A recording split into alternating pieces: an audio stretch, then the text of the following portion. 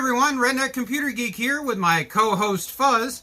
We're going to be installing some rugged outdoor product chains today. They're meant specifically for 20-inch tires that are somewhere between the range of 9 to 10 inches wide, and they're meant for a 10 to 8 inch rim. We're going to talk about how to install them and what you need to be able to do this. The real reality is these chains install pretty much without any tools. The biggest issue with them is prep, and 4 zip ties. We'll get back to the zip ties later. When you lay these out, you're going to notice that there's 2 different types of hooks. I'll pick up this set here. You've got one which is a really weird, wonky looking hook, and then you've got one that looks like a regular hook. The regular hook goes on the inside track. As you can see, I've got them both, Fuzz, on the inside track. Now, what you want to do is you want to lay them straight out. You want to lay them totally as straight as possible. Get as many kinks out as you can. Once you're trying to wrangle them onto the tire, it is much harder.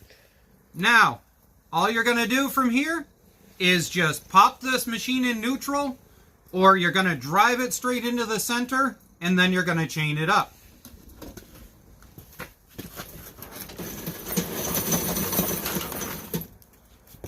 Like so. Alright, so your inner chain link is this regular standard hook here, and this is the one you're going to want to set up first. You're going to bring your other side up and around, and you're going to hook it into the first or the second link depending on your tire. If you're running a really wide tire, it may even be on the outside link.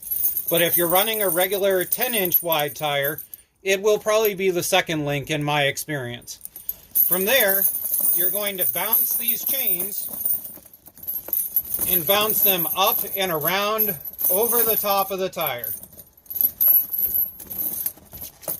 And the easiest thing that I have found is to just start using pieces of your tread to lift them up and on. Now we're going to take 5 seconds to bring the camera around so we can see. Okay, this is hard to do trying to keep out of the way of the camera, but we're going to try anyway, because that's what we do here. You're going to take this, you're going to set it through so it loops like that and then rotates, and then you're going to pull on it. And it's kind of hard to do in camera, but we're going to try. So you're going to pull back on it. Once you get this moved up a little, you got to get just enough give. You don't want it too loose, but at the same time, you don't want it too tight. So we've got a little give there, so we're going to come up a notch.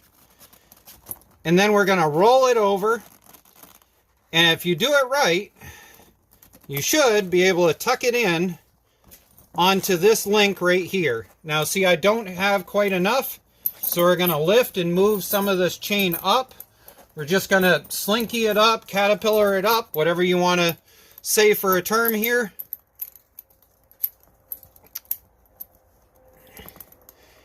And this link here needs to be out of the way. You got to pull it back and then loop this.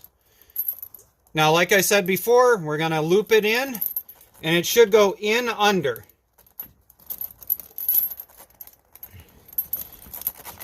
There. So the idea is if it's in under, it's constantly getting hit by the tire and putting it back into position. The real reality is I have had these come loose multiple times. Cue our good friend zip tie. What we're going to do with our zip tie is we are going to cross the zip tie over that link. So we're going to run it through from one side.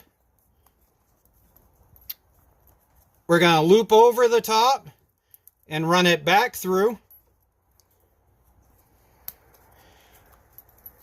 And then we're going to put it through this, creating a cross that's going to bind it right there.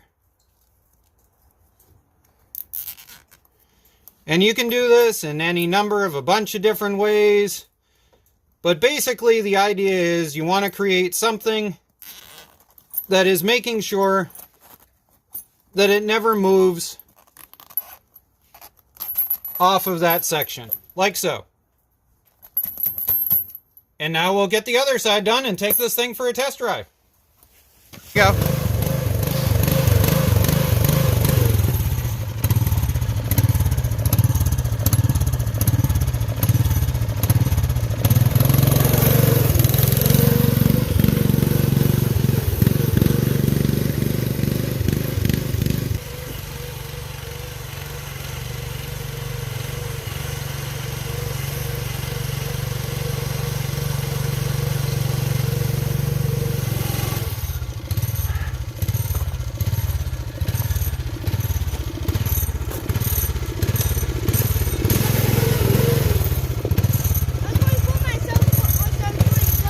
Go for it.